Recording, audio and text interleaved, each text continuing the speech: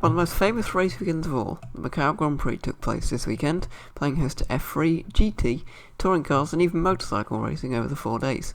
Over the next 5 minutes I'll be reviewing the event and asking, is Macau the new Monaco? We'll start with the touring cars, where it's actually a round of the WTCR Championship, adding an extra layer to the races. Ivan Muller qualified on pole with Norbert Michelis in second for race 1, and as the race began there were quickly 3 Lynk & Co cars in the top 4. Despite the front runners hounding each other all race, none of the places changed, apart from Seb Priaulx, who dropped behind his teammate Ted Bjork to help out in the championship. In race 2, Lynk & Co repeated their trick by locking out the podium after a fantastic start. Muller came from 5th on the grid to lead on lap 1 as both of his teammates stepped aside, the second of which dropped down to 7th, moving Guerrieri up into 2nd and just 5 points off the championship lead. Kevin Chacon in the Alpha managed to pass the championship contender for 2nd, but once again the order was largely static. Third and final race very orderly off the start again. Despite there being lots up for grabs, no moves were made and the teams got tactical, with swapping their cars around instead of actual action on the track. Andy Priaulx won the race with Rob Huff in 2nd after a disappointingly single file race. On to my favourite event now, the GT3 World Cup. Raffaele Marciello raced to pole ahead of Dries van Thorno Bamba, making for 3 manufacturers in the top 3. Unfortunately, the Audi driver put it straight in the wall at Mandarin, and so will be starting the main race dead last. Another incident involving the number 66 Audi brought out the safety car, followed by more fireworks on the restart. Despite looking liveliest on that restart, Maro Engel misjudged his move on Kelvin van der Linde and was powerless to stop slamming into Eduardo Mortara, his teammate. A lengthy safety car period followed, but there was a 4-lap shootout when it ended. However, Marciello held tough, winning the qualifying race ahead of the 2 Row Racing Porsches after a calm end to the race. Despite a few small run-ins at the start of the main race, the big spill came 4 laps in when Kevin Estre hit the wall hard in his Porsche. After 4 laps, racing resumed, with Farfus leading the BMW charge onto the podium, but a mistake dropped him back down to 4th.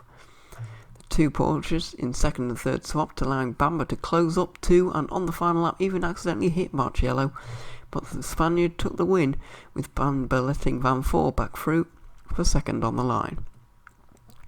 In the F3 World Cup, it was Jory Vips who qualified on pole ahead of Robert Schwartzman as the F3 World Championship runner-up Marcus Armstrong hit the wall while leading the session.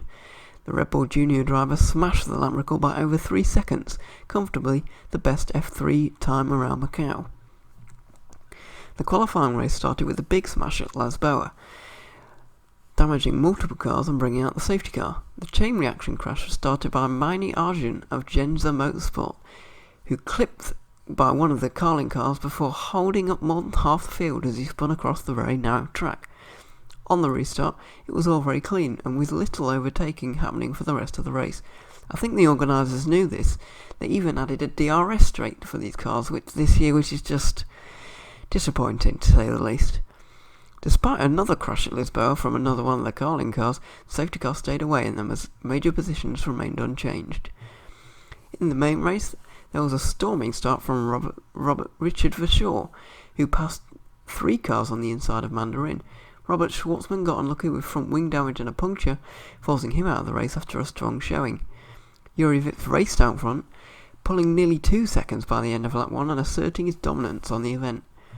A couple of separate yet simultaneous crashes brought out the first safety car of the race, and when it all came back in, there were still 8 laps left. Another impressive restart from Verschoor meant he passed Vips for the lead and on his debut Macau Grand Prix. A virtual safety car to recover Sophia Flörsch, who had stopped with a mechanical problem, allowed for a short rest before 5 more laps to decide the champion. The scene was set then, and when the green flags flew, the pressure was really on. After a brief mistake, Vips was on a charge, setting fastest laps and sectors as he closed in on Verschoor for the win. Unfortunately for the Estonian, there just wasn't enough time, and Richard Verschoor, the rookie, won the Macau Grand Prix with a wheel-to-wheel racing masterclass.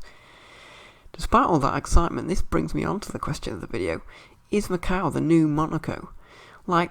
the lowest any race winner started was 5th, and the races really were very single file. It wasn't a crash fest like it sometimes can be, and particularly last year was, but the racing just wasn't as good this year. I know this happens from time to time in motorsport, but Macau is so narrow, it could be near impossible to overtake sometimes. Let's just hope it gets a bit better next year.